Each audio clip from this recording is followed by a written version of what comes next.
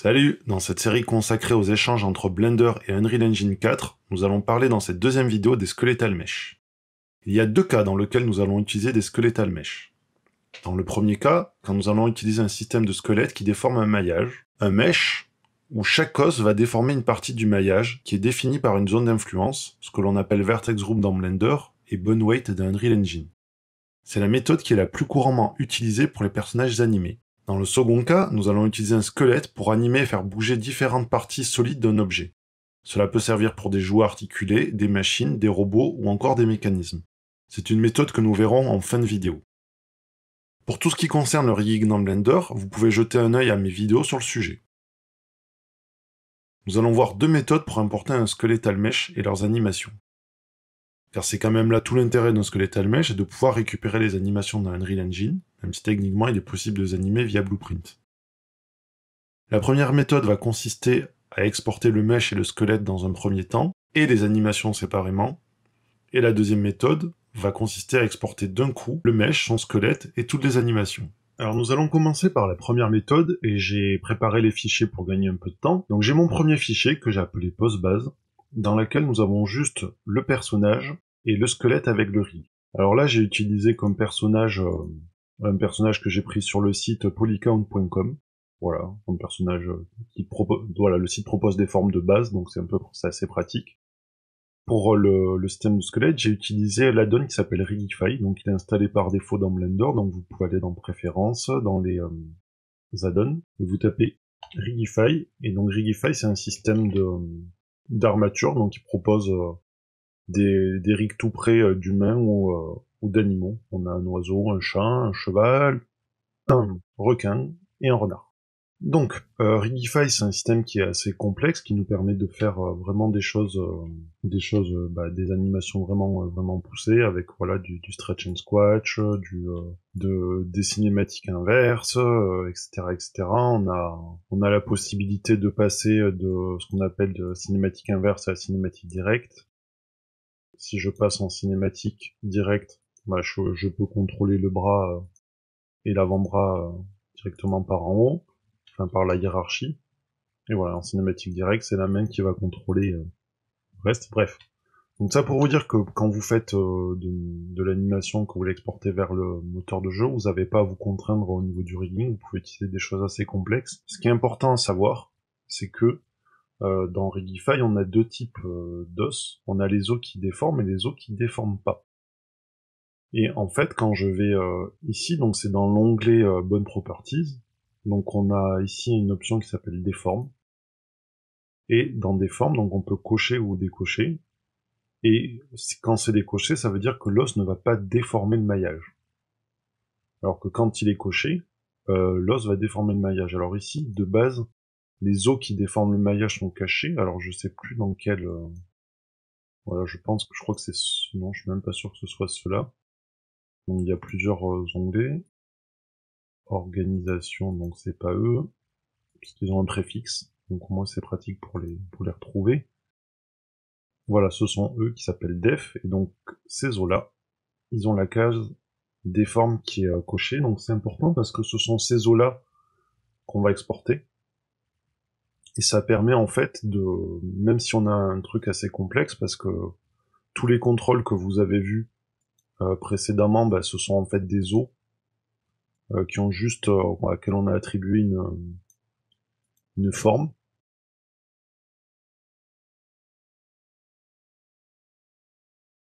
Et donc ces os-là, par contre, ils vont nous servir, nous, à faire l'animation, mais ils ne seront pas exportés. Alors, une fois que vous avez donc fait tout votre rig en place, vous allez sélectionner l'armature, donc les os et le personnage. Vous allez faire File, Export, FBX. Et là, on va choisir Selected Object, donc pour qu'il n'exporte que les objets sélectionnés. On va tout décocher, et puis juste cocher armature et mesh. Ensuite, dans géométrie, comme d'habitude, pour pas avoir de problème de lissage, on va choisir face. Dans armature, ici, donc c'est là que c'est important, on va cocher Only Deform Bones. Donc ça permet de n'exporter que les os qui vont déformer le maillage. On va décocher Add Leaf Bones parce qu'on n'a pas besoin. En fait, Add Leaf Bones, il va ajouter des os en fin de chaîne à chaque fois. Donc par exemple à la main, à la fin, il va rajouter encore un os en plus, donc nous on n'en a pas besoin. Et là, bon, on n'a pas besoin, on va le laisser par défaut, mais on pourrait le décocher parce qu'on va pas exporter d'animation. Et on va voir, on y reviendra tout à l'heure quand je verrai les animes. Donc voilà, donc là je vais exporter un premier fichier, donc qui s'appelle poseBas, donc c'est mon perso avec sa pose neutre en fait, et là il est en pose A, ou T, ou V, je sais plus. Non, pas T, T c'est les bras tendus, mais c'est pas... c'est A ou V, je me souviens plus. Bref, c'est pas grave, il a les bras le long du corps, mais pas totalement collés. Et vous pouvez sauvegarder encore une fois votre preset. Hein.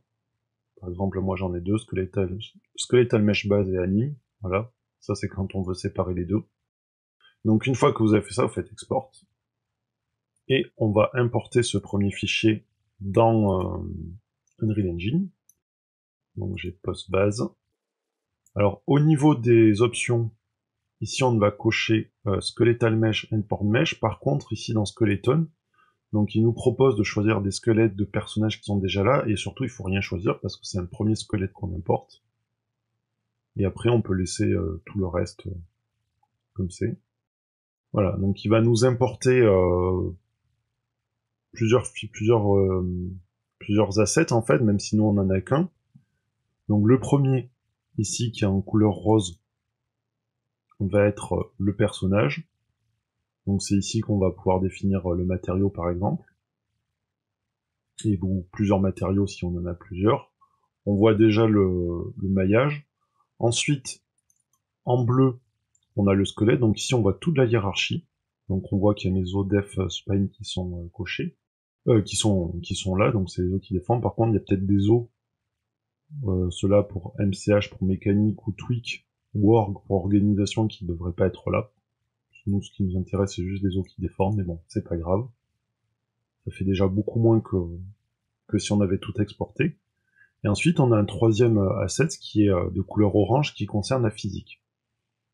Alors, vous doutez bien que si vous avez vu la vidéo précédente sur les static mesh, donc on avait pu ajouter des boîtes de collision.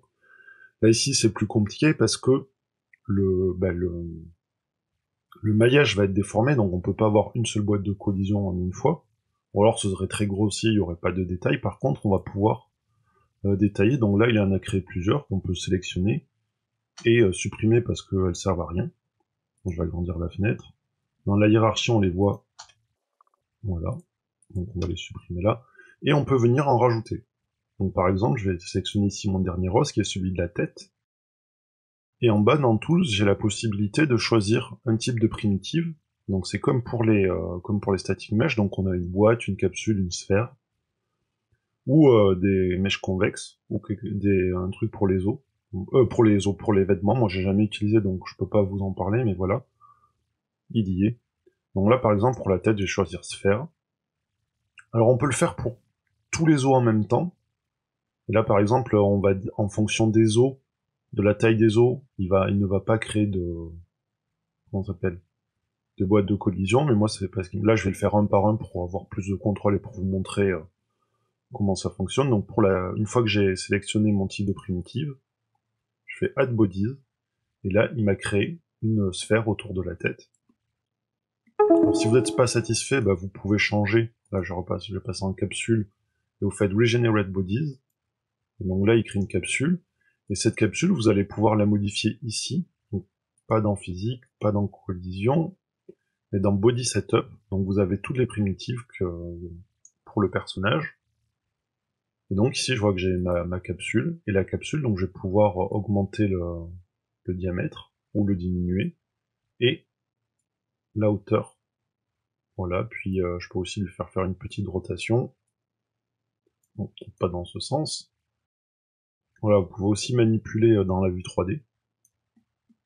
Donc ça c'est assez pratique, et puis voilà, donc comme ça vous pouvez vraiment ajouter les collisions où il y en a besoin. Alors si jamais vous importez un objet et qu'il n'y a pas de collision, bah, je vais vous montrer. Hein. Donc lui, je vais le supprimer. On va l'ajouter là. Donc voilà, on le traverse totalement, comparé à un autre que j'ai paramétré avant, où il y a déjà les collisions, et donc on ne le traverse pas. Voilà, donc rapidement, donc je vais rajouter ma capsule.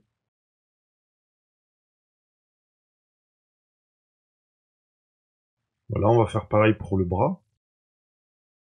Donc je sélectionne la Upper Arm. Alors c'est bizarre parce que voilà, quand on sélectionne Upper Arm, on dirait que c'est l'épaule qui est sélectionnée, mais non, c'est bien le bras, puisque si j'ajoute une capsule, là aussi, donc il me la met dans le mauvais sens, c'est un peu pénible ça. Voilà, donc je vais la tourner, vous pouvez changer de vue si c'est plus pratique.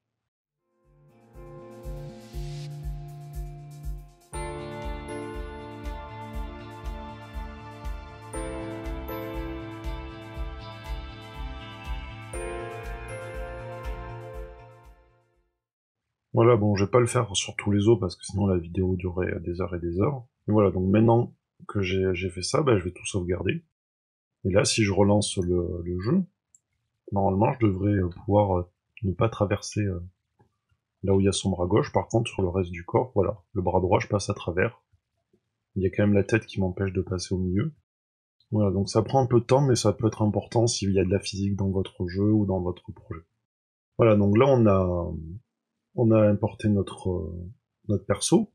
Donc maintenant, ce qu'il faut, bah, c'est qu'il y ait des animations qui soient associées. Voilà, donc pour l'animation, ce que j'ai fait, c'est que j'ai pris mon fichier postbase et je l'ai enregistré sous notre nom. Donc voilà, c'est pas le truc le plus...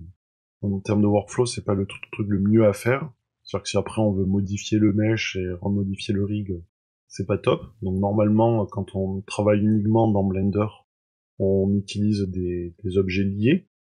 Mais là, pour l'export, on peut pas utiliser les objets liés parce que bon, ça cause des soucis que j'ai pu remarquer après plein de tests. Donc j'ai dupliqué l'objet, mais on verra la façon la plus optimale dans la deuxième méthode, de toute façon. Donc voilà, donc là j'ai mon deuxième rig, donc on va faire une animation rapide en 30 images. Donc j'ai accéléré la vidéo, hein, c'est pas le but ici de faire une démo d'animation.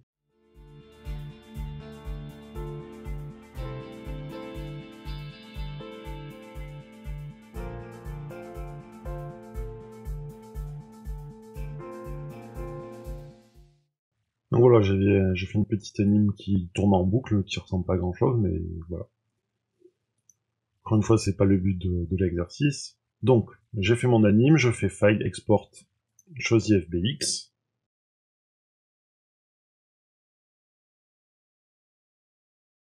Je me suis trompé de File, Export, FBX, voilà, j'ai fait import, du coup ça marchait pas. Donc, Selected Object, on coche juste armature, parce qu'on veut surtout pas exporter le mesh.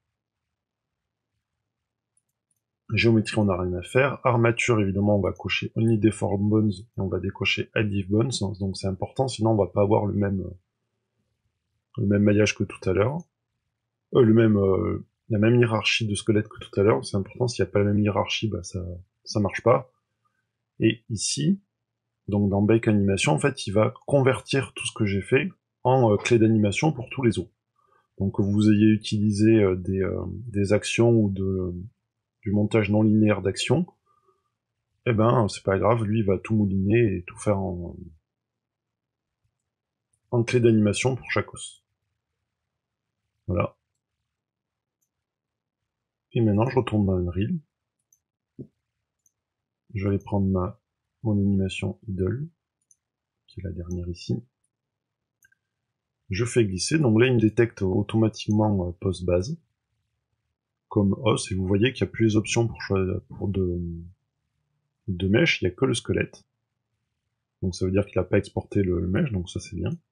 Et ensuite on fait import. Et là donc j'ai mon animation qui s'est créée, qui s'est ajoutée. Et donc c'est celle-ci, elle a une couleur vert foncé au niveau des assets. Et donc si je vais prendre mon bonhomme ici, je peux directement dans la vue lui dire use animation asset et mettre mon animation idle, et maintenant quand je vais mettre en jeu, il va jouer l'animation idle qu'on a fait dans le logiciel.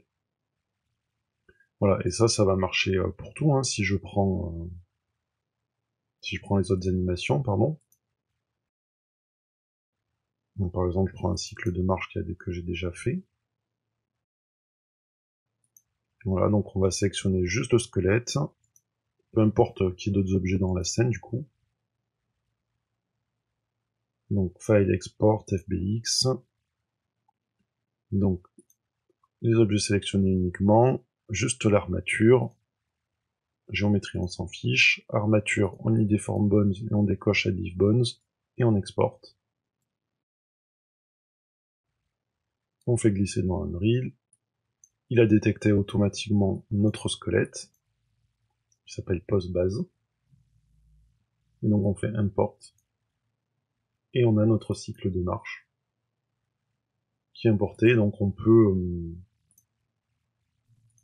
ici changer en cycle de marche. Voilà, on peut prévisualiser un petit peu ici. Voilà. Donc il y a une méthode pour pouvoir transférer par exemple les animations que vous avez fait avec avec Greenify ou autre vers d'autres squelettes. Donc ça s'appelle le retargeting, mais ça fera l'office d'une prochaine vidéo. Sinon ça va être beaucoup trop long. Et là, pour l'instant, on est sur les thématiques d'export surtout. Alors juste quand même, avant de passer à cette deuxième méthode qui est la plus optimale, pourquoi on utilise celle-là si l'autre est la plus optimale? En fait, ça permet, comme je l'ai dit, de pouvoir des animations et faire du retargeting, et ça permet, si vous avez des animations de type motion capture, de pouvoir utiliser celle-ci. Voilà, donc il y a quand même un intérêt à cette méthode, qui est celui de pouvoir transférer des animations vers d'autres personnages. La deuxième méthode que nous allons voir donc consiste à avoir les animations dans le même fichier que notre rig de base. Alors habituellement on ne le fait pas parce qu'on veut garder le rig propre, mais là pour ça on va utiliser ce qu'on appelle des actions.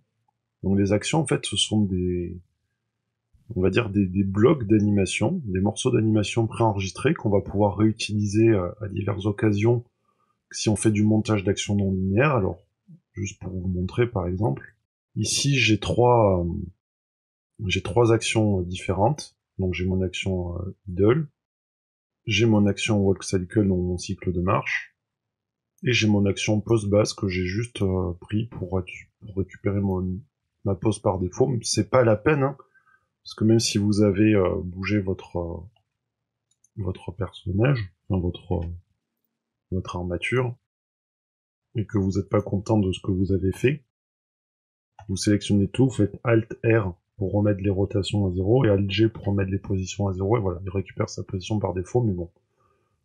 Je sais pas pourquoi par sécurité j'ai voulu faire une pause de base.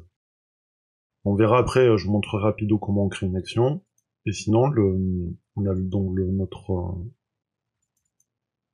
notre éditeur d'action non linéaire, dans lequel je vais pouvoir insérer différentes actions. Voilà, je vais faire une action strip. Non, pourquoi il veut pas? No active tracks. On va prendre celui-là. Voilà, donc là j'ai mon cycle de marche. Vous voyez, je peux le déplacer. Il faut mettre la petite étoile, voilà, pour le visualiser. Donc c'est pas très intuitif. J'avoue que je suis pas hyper familier. Moi, j'utilise juste les actions pour pouvoir exporter vers Unreal Engine. Et voilà, donc on peut après encore rajouter une action strip de type loop cycle. Et on va le déplacer. À un moment, je crois on peut mixer plusieurs actions. Bref, donc c'est quand même assez sympa de pouvoir utiliser ça. Mais bon, revenons à nos moutons. Donc j'ai ici mon personnage. Et en bas, donc j'ai ouvert l'action editor. Donc si vous le trouvez pas, vous allez dans Dopsheet comme éditeur. Et vous sélectionnez ici, donc par défaut on est sur Dopsheet, mais vous sélectionnez Action Editor. Et là vous allez pouvoir enregistrer votre animation, et qui sera stockée ici sous forme d'action. Alors, je vais fermer là mon post base, je vais faire un nouveau, bon, je sais pas comment on va l'appeler, on va faire un truc rigolo, on va faire FaceTime. Voilà, et on va cocher ici le petit bouclier. En fait, Fake User, ça permet quand vous quittez le logiciel, si jamais vous n'avez pas utilisé votre action dans le NLA Editor, donc dans le montage d'actions non linéaires, et ben votre action sera effacée. Donc en faisant ça, on la protège, donc même si elle n'est pas utilisée, elle sera conservée dans le fichier. Voilà, donc je vais rapidement mettre l'animation en route en accéléré.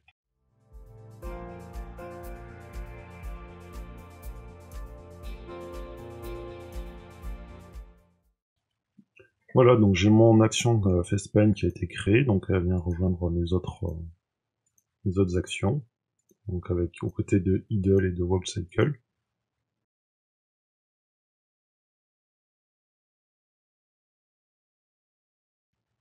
Voilà, donc maintenant ce que je vais faire, c'est que je vais sélectionner mon armature, mon mesh, on va aller dans File, Export, FBX, et là on va choisir Selected Object, et je vais choisir Armature et Mesh.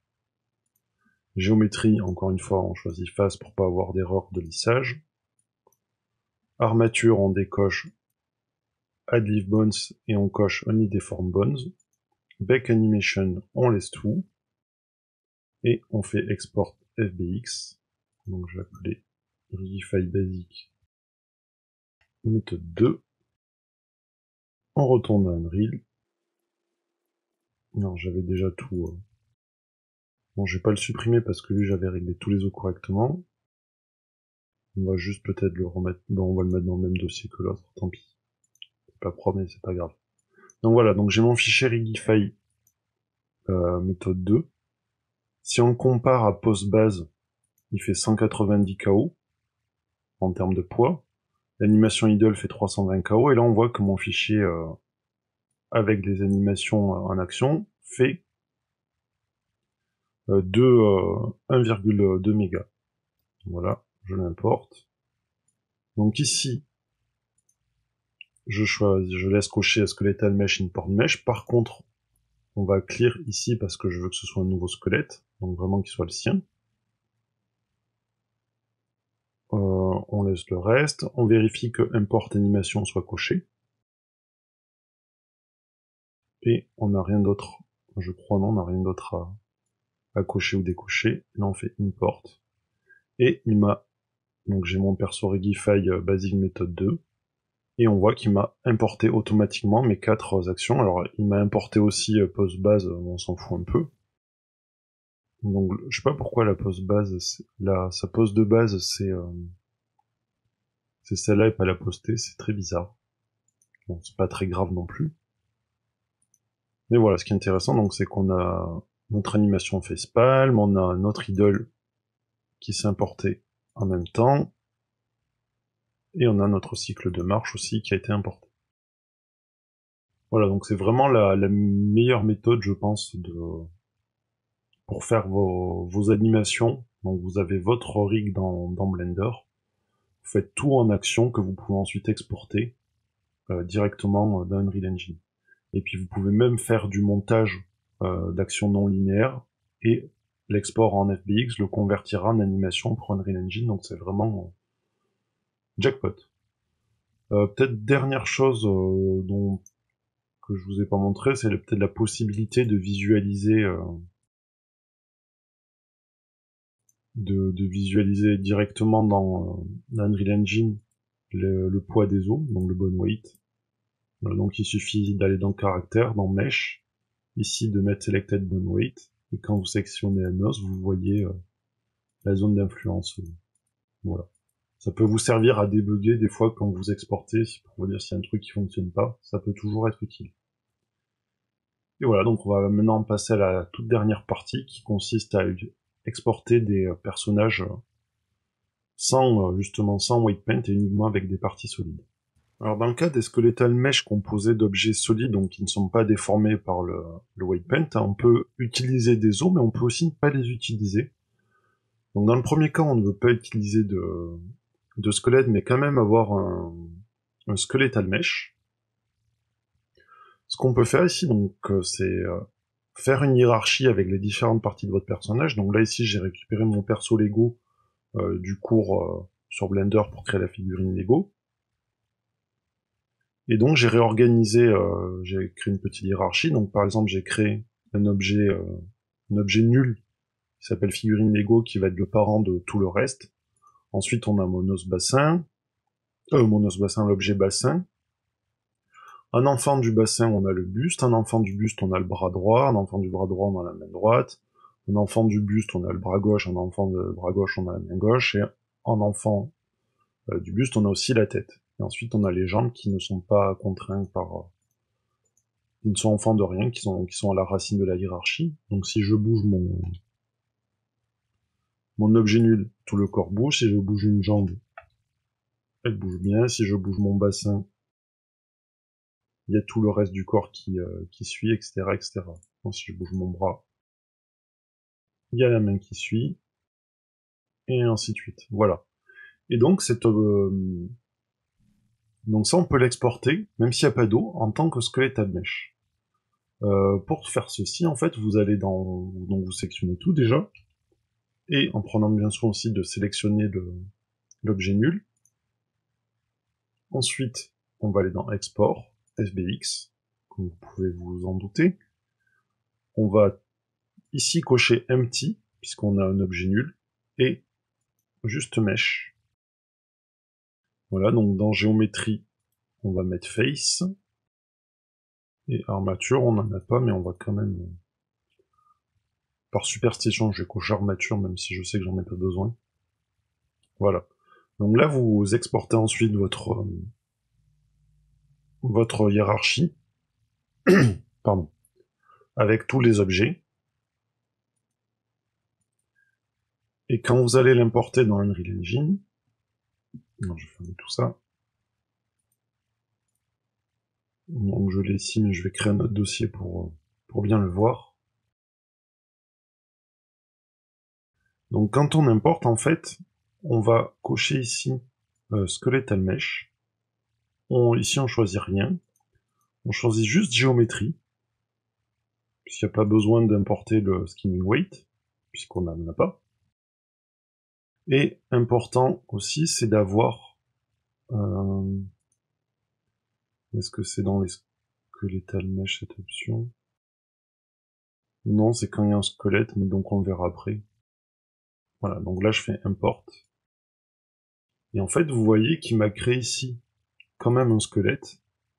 Et en fait, chaque partie du squelette, bah, c'est les objets que j'ai créés dans Blender.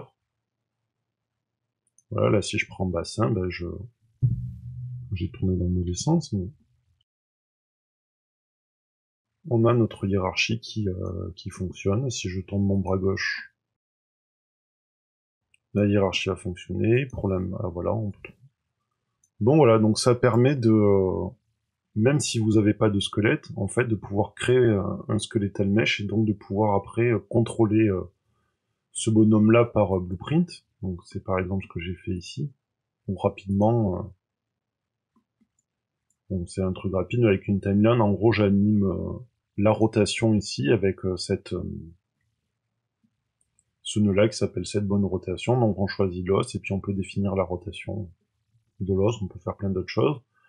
Alors, à savoir qu'il faut utiliser comme type de composante pas un skeletal mesh, mais ce qu'ils appellent un posable mesh.